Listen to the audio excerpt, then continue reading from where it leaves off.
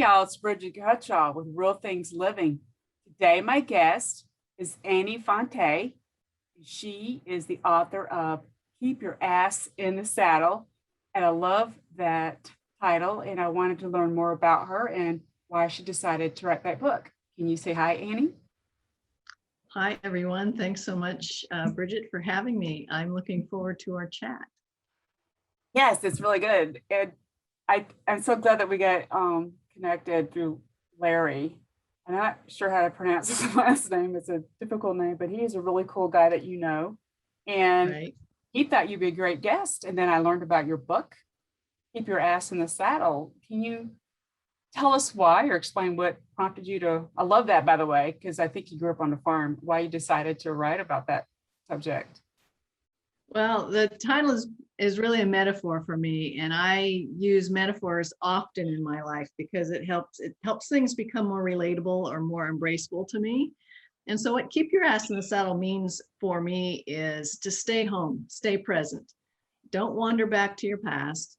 Don't get out in front of yourself. Neither one of those things are happening right now. The only thing that's happening right now is this present moment. And so it's a reminder just to stay in the present moment, be where your feet are.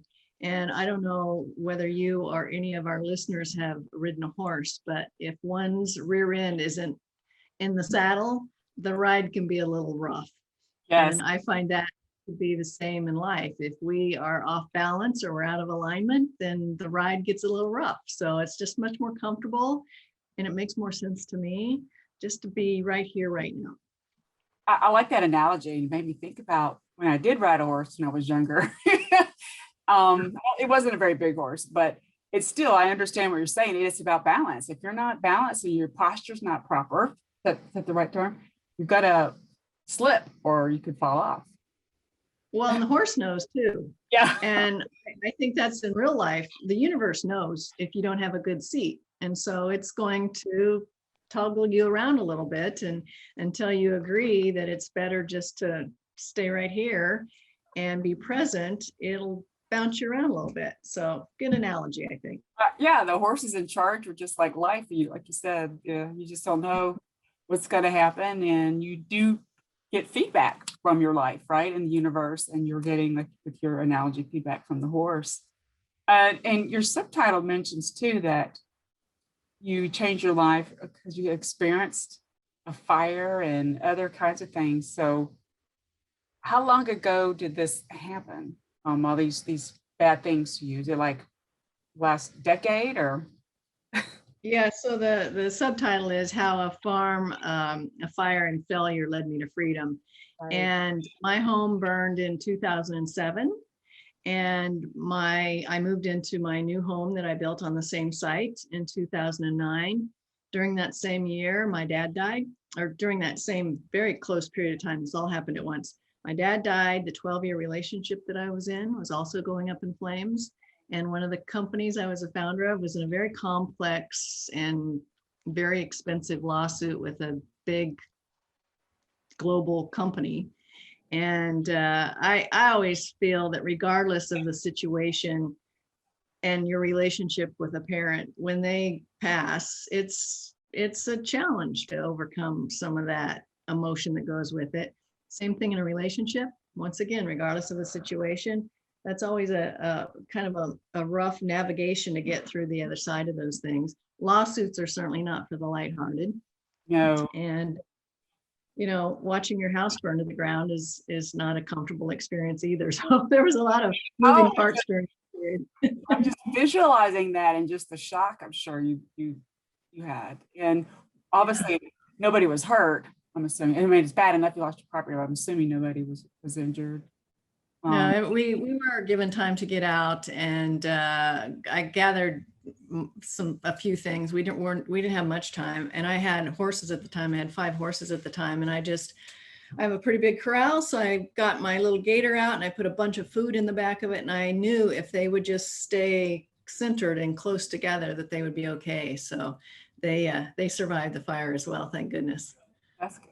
Are they still? I mean, I don't know how long horses live. Are they still alive? Most horses will live into their early to mid 30s. And just last September, I put my last horse down of Oh, the 5. Yeah. And so he was in his mid 30s, so he had a nice long life, and he taught me a lot while he was with me. And so it's never easy, but that's the cycle of life, if you will. right. That is just, I mean, I love animals too. It sounds like you had a great connection with the horses, and you said you rebuilt a house on the same property. And Yes. but was your father obviously living nearby when he passed away? Um, No, I'm originally from Colorado, and that's where he lived. gotcha. I'm in California now. And so and it was a situation. I hadn't had a very close relationship with him for many years. So there was a lot of navigating through some, history. But there was no reason for me to put any blame on him or to have him have responsibility for how my life turned out. It was actually all 4 of those things that happened: the fire, and my dad passing, and the lawsuit, and the relationship ending. Or as you get to the other side of those kinds of things in your life, I think most people can look back and, if they're willing, see the gift in each of those. And really, all 4 of those events in my life, when the dust settled and the ash settled, were tremendous gifts for me. It was a real pivot point in my life where I really decided that not only did I need to, but I wanted to redesign my life. So it gave me a huge opportunity to take a time out and switch directions a little bit. That's good that you found a way to adapt, right? And that's kind of Yeah. what is connected to like the resilience. You find a way to move forward, right? You're going to have to adapt. You can't always do the same thing because you're not gonna. Well, and I think, the philosophy that I've come to um, be kind of the guidepost for me is living in the expression of let it be easy.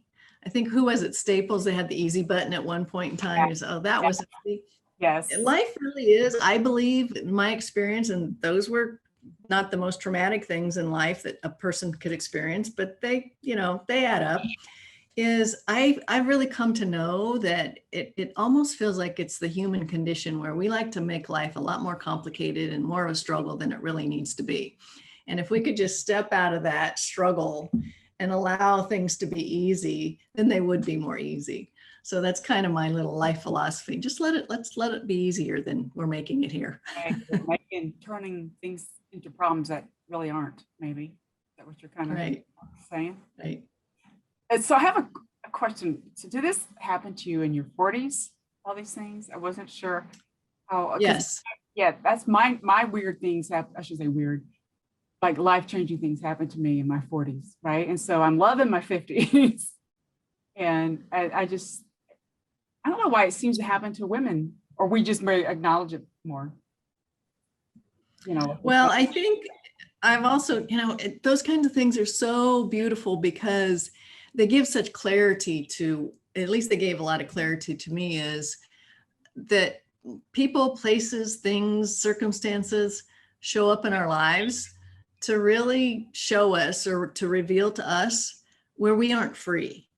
And so if we can be aware enough to know that, and then ask really good questions about, okay, what about this experience or this person or this situation, where am I stuck? Where don't I have freedom? And to work through that, boy, the ultimate freedom is to just live a very present and all-knowing life that there's, for me at least, there's whatever we want to call it, source, the universe, God, I'll call this God.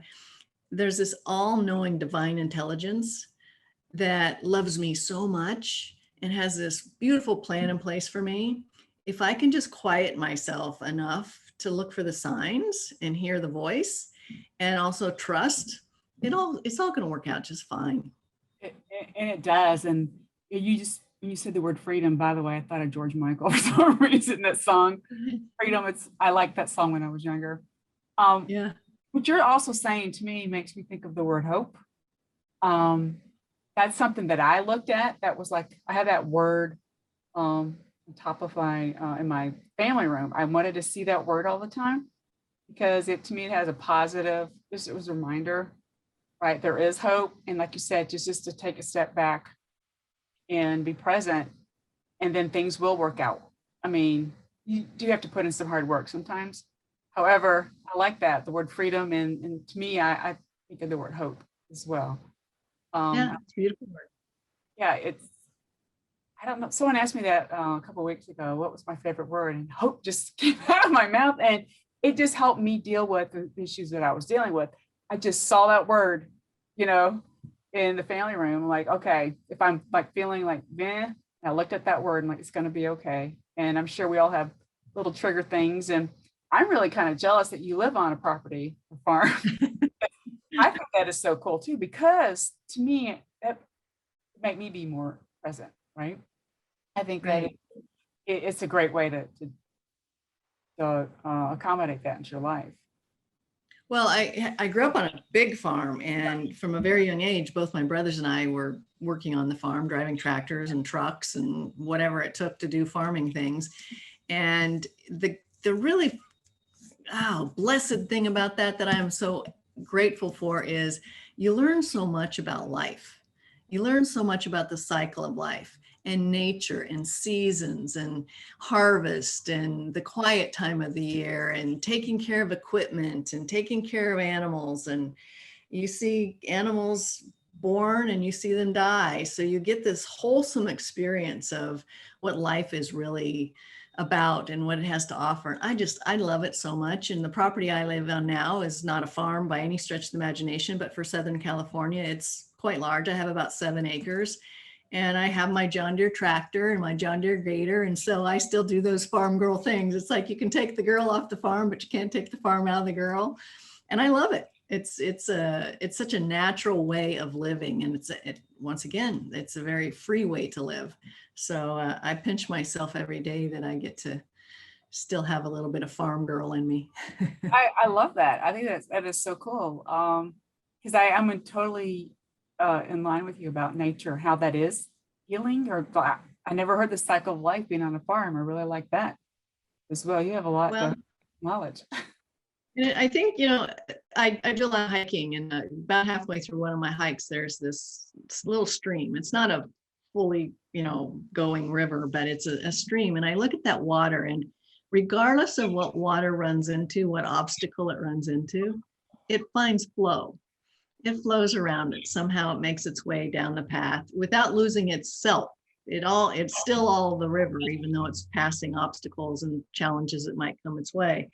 And so I think if we allow it to, nature and animals can be some of our best teachers. Yes, I love that. I totally agree 100%.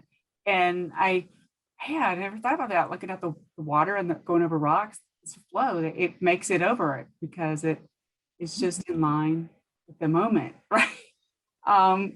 I also think too, do you believe, like, I don't kind of annoys me a little bit, people talking about the hustle stuff. And I don't think that's good for, what I'm talking about. You had said you have freedom now. Were you like super busy, crazy in the business world, it sounds like? Well, it's interesting because I don't think life needs to be a hustle. Yes. I think if one is really clear about the contribution and the service that they want to make in the world, then it doesn't feel like a hustle. It doesn't feel like work. It feels like a purpose-driven life or an intentional life versus one that you think others expect you to live, or a struggle, or you might have a belief system that was passed along to you by hopefully well-intended folks like your parents or grandparents or a guardian of some sort. They just passed along to us what they knew. And we embraced it because we kind of needed them to take care of us for a while, and we didn't have the resources to know the difference. And we get to a certain point in our life where I really believe that we can step back from that and go, wait a minute, do I really believe that? Is that a belief that I embody? Or do I want to have a second look at that or change my perception about that? So I don't think love is a hustle. I don't think life is a hustle. I don't think the vocation we choose needs to be a hustle. I think what's missing most is we get the opportunity to return to our true essence or authenticity, and then surrender to this higher, more knowing entity that I talked about earlier, and not being so, I mean, who walks to the edge of the river and puts their boat in the water, turns it upstream, and just takes the oars out and struggles and paddles and fights and forces it? The smart thing to do is walk to the edge of the stream, put your boat in the water, face it downstream, put your oars in the boat, get in the boat, and let the water take you. Now you might need to pull an oar out every now and then and nudge yourself away from a rock, but that's life too. So if we allow ourselves just to get into the flow of it instead of fighting it and swimming upstream, it seems to me that it goes a lot better. I've done the upstream thing. It doesn't go that well. Right. But yes, Because I think that was when I got out of college. Had to, do all this stuff to be successful, and that's like you said, they meant well. But with my issues in my 40s, that was like, health issues. I took a step back, and I turned my canoe around, right, and went downstream rather than fighting it. And you sometimes in a canoe either, you also need a helper too. You can't always do it yourself, right? That's kind of heavy. No, you're exactly right. But yes, I've been in corporate America. I worked for Marriott Corporation, and I did a lot of things in banking and corporate real estate, and then became an entrepreneur, and then got involved with corporate America in lawsuits and that's fun. And working out license agreements and those kinds of things. So I've had my exposure to it, and I enjoyed it a lot. I learned a lot from it, but I never felt it was a struggle, and I never felt it needed to be either. And I don't know if you had raising kids. I had to travel a lot raising my children. I think that's kind of what I found to be difficult, I think. Right. And, but I was really thankful to have help. Right. And that's kind of what I was saying, like on the canoe, you can't like navigate that by yourself, because the canoe is kind of big compared to a kayak. Yeah, I agree with that. I did not have children, so I would be way out of my lane if I talked too much about that other than being a child. However, I think that, especially women, and maybe it's gotten better now, but there's this thought that we can have it all. And I agree with that. I think we can have it all, but we can't have it all at once. And so to allow ourselves some grace and forgiveness, if one decides to be a mom and be in the C-suite, that's okay. But give yourself some grace that you chose that. You chose it for a reason, and don't feel guilty about it. And don't be hard on yourself about it. Just say, this is a decision I made. I made it for X reason. I'm very clear about that. Period. End of sentence. Instead of getting all wrapped up in, is that the right thing to do? Or you should be doing this, or you shouldn't be doing this, or all that stuff that gets in the way. I was really, really lucky though. And it was, I wanted to be a CEO at one point, but now I have my own company. So I am, right? So that's kind of how I do it in my way. But I'm saying it correctly. I had some great clients and just great companies I work for, but some of the requirements had me do a lot of traveling, which I found to be stressful. I have a really quick story. One of my clients was IBM. I went when I was first getting out of college, and I was a little bit older, probably 30-ish, 32, I don't know.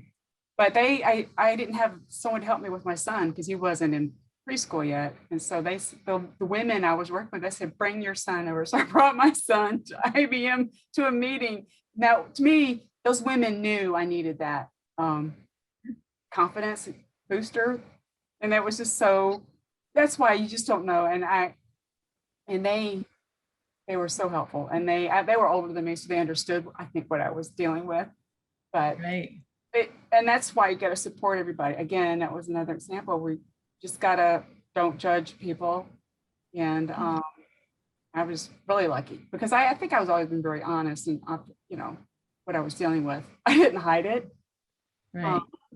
Well, and it's important to have a supportive community, and that's what it sounds like you found with that group of women. They were very that's so funny. as the saying goes, sometimes it does take a village. So it takes more than Right, bring your son. I'm like, okay. And I don't know what happened that day, but you know how it is. So, yes. and it was a little rock in my little river There you go. in that week. I had another question for you. Last year, the COVID, how did that affect you? Everybody, we all had to pause and rethink what we were doing. How did that change any of your what you're working on? Well, our business, one of the businesses that I'm an owner of is a physical therapy and wellness clinic. So we were considered an essential company. So we never closed down. Now our business was off about 70% for 6 months. And so we kept our team coming in, and instead of seeing patients, we were cleaning and painting and doing things that we in the past hadn't had time to do, or that we felt would be something that would keep people's focus on being productive and showing up each day. So for me personally, things didn't change so much. And I said to people, when COVID first started, I get on social media, a couple times a week, and I said, look, this is an opportunity for you to see where in your life there might be dysfunction and to improve. And you can walk into COVID a different person than you walk out of COVID, if you give yourself permission to do that, because it was disruptive, and it wasn't just in one state or one country, it was worldwide. So I think it was, I call it the great reveal, because it showed us where we all had dysfunction, right? But the one thing I said is, I am not going to not show up every day, even if it was a Saturday or a Sunday and I was going to weed whack all day at my property. I got up, I took a shower, I put makeup on, and I approached each day like that, because I didn't want to step out of the game. So I was very fortunate. I know it was a struggle for a lot of folks. I particularly have a lot of empathy for parents who had to bring on homeschooling onto their plate and working from home. And there were a lot of moving parts and a lot of dynamics. So I have a huge appreciation for what a lot of people went through. But for me, I was able to toe the line and was very lucky that way. That's a good mindset to have too, like you said, show up no matter what was happening. I noticed more people going outside and doing walks, because I live near a lake with trails. So that was I have neighbors who weren't doing that before, you know what I'm saying? So it was nice. They're like, hey, so they're like, we know why you like to do this, Bridget. So that, I'm glad they took that away. And my kids are adults now. So like you, I didn't have the problem of homeschooling, Lord. That would be big. Yeah, my sister's a teacher, so she had some great stories. I say funny. Some are funny and some are terrible. Yeah. But I really have a lot of respect for teachers in general. It's hard to do, but important. But I think, my takeaway from talking to you, all this stuff is happening. You're getting clarity of what you need to do, right? And I think getting clarity, and it's not easy to. We're so habituated to. Some people, you ask the question, do you really want to be happy?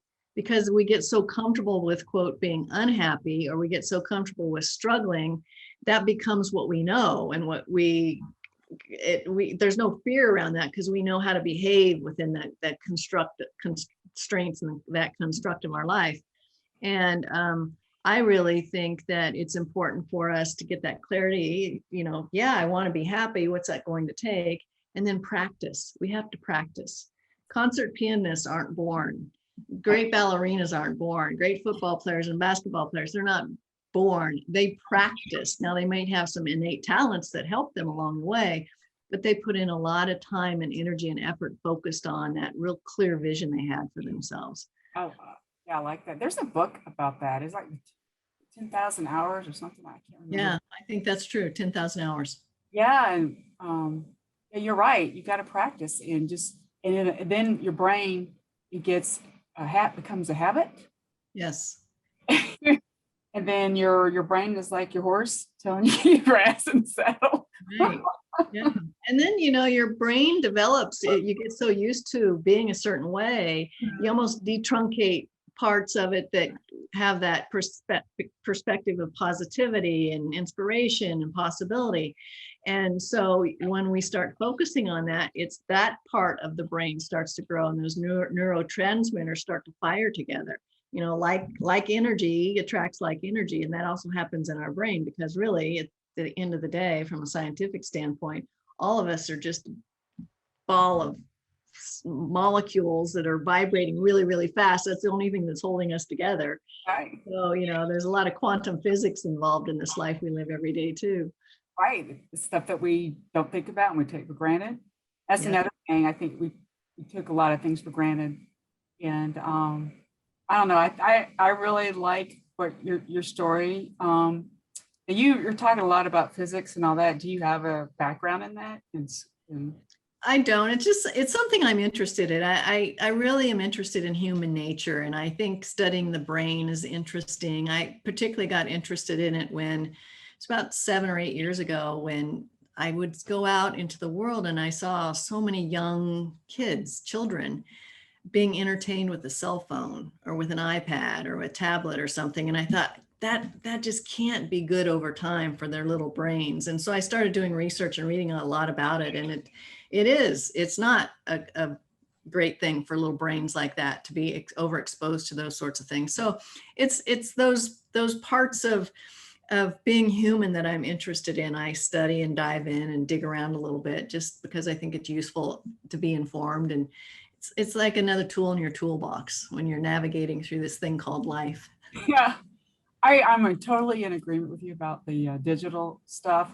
There's an article, like, I can't remember who wrote it, but I can share the link too in the description, about how when kids are reading, they comprehend it better on actual ink on paper, a book, rather than a digital thing, because the digital stuff, they're just skimming. They're not really absorbing it. Right. Yeah, your brain is, I still to this day, I read a book and I just get it better if I'm physically holding it in my hand, even if it was an ebook. It's just, maybe that's just how I was raised, but I think it's better. It makes my brain, you pause and you're in the moment, right? You're reading that book. And the digital, that technology was designed to give you instant gratification, a lot of dopamine hits. And so it's addictive.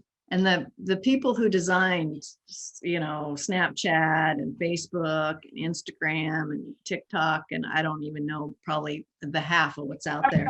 We don't know all of them, right? They designed it intentionally for that, so people would be hooked on it. Because right now, the most current statistic I know is that 86% of Americans, man, woman, child, doesn't matter the age, the first thing they do when they get up in the morning is grab their phone and look at it. And the last thing they do before they go to bed at night is look at their phone.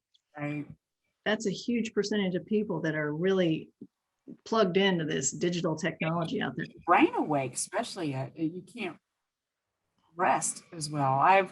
I'm not one of those people that has a TV in my bedroom, because if I watch something or I'm awake after 10 o'clock, sometimes like on a Friday night or Saturday night, we watch a movie, I have a hard time falling asleep because it wakes me up.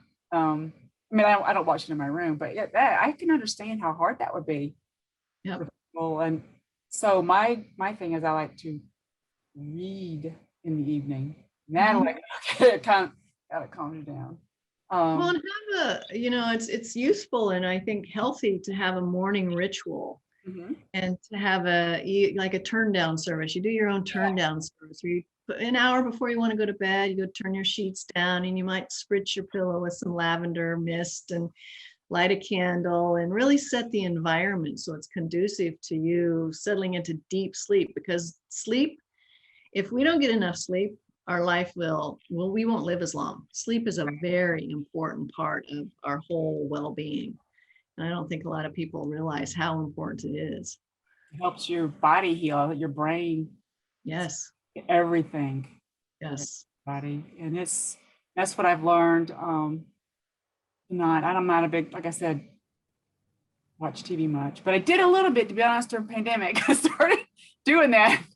We're like, whoa, we can't stop doing this. I think Game of Thrones was out for like 10 years before I even started watching it. last year. It's just because we were at I should say lockdown, but stayed home here in our state, and what are we going to do, right? So we started watching Game of Thrones, and at the end, I was addicted, right? And they're I don't know, I've never seen it, but I understand it can be very. recommended, and we're like, okay, and that was the reason I was able to watch it because they're like hour segments rather than a movie, which is 2 hours, Sure. but something that someone recommended, like, okay, so my husband and I are like watching it, we're like, yeah, we got addicted. So I can just imagine if people streaming stuff all the time, how that's not good for their brains long term, and they're not thinking things through, maybe. Is that the right? Yeah. Right. They're not keeping their ass in the saddle. That's right. Well, I think there's a lot of great things. It's if we use the digital technology for the useful tool that it can be. I'm not putting it down as far as a tool, but I think most things in moderation are okay. Once you step too far out on a limb, it can start to become a little disruptive and dangerous and distracting. So, if we use it for the great tool that it is, I'm okay with that. Very helpful. It is very helpful, but that's what I learned about myself. No TV in my bedroom, right? That's what I learned. Keep books in your room, and that's what I learned helps me fall asleep. And it's just amazing the things we learn from other people. And can you tell us a little bit? I know you said you have your health and wellness business. Can you just briefly share what that is? Or yes, I have a business partner here in San Diego, and she and I own Evolve Physical Therapy and Advanced Wellness. And so under one big roof of about 8,000 square feet, we offer physical therapy, active release technique, myofascial release, massage therapy, acupuncture, functional fitness classes, awesome. personal training classes, yoga, a lot of different services all under one roof. So it's kind of a one-stop shop for folks. And we are, when our feet hit the ground every day, our main goal and the team that we've surrounded ourselves with is to assist people and inspire people to live at their highest level of health and wellness. And so it's one of those things that I love the contribution it makes in the world, because we see people come in every day that are struggling in some way with their health and wellness, which then affects their emotions. And it's that cycle, kind of that spiral effect. And when they leave, they feel better. And I like being part of an organization that puts smiles on faces and helps people feel better, and it gives them encouragement to go and take better care of themselves. So it's great. It is about prevention too, right? Try to prevent things. Yes. Accelerating. I mean, you might have something, but yeah, I totally am in agreement with that. And that's why it's so good to have you on to learn. You have so much knowledge. Can you share where else people can learn more about you? Is there a website or? Sure. Thank you for asking. People can go to my website, which is meetmeatthebarn.com. And then on Instagram, it's Annie M. Fonte. Same on Facebook. And I'm sure you'll probably include this in your show notes so they can track me down in those 3 spots for sure. Yes, that's definitely it. I will have a great summary for everybody with the links. And again, I appreciate your time, Annie. It's so helpful. And I love your analogies. It's great. Well, I appreciate you taking some time for me today, and all the best to you and all of our listeners that get to hear this at some point. Thanks again, everybody. Have a great evening or great day.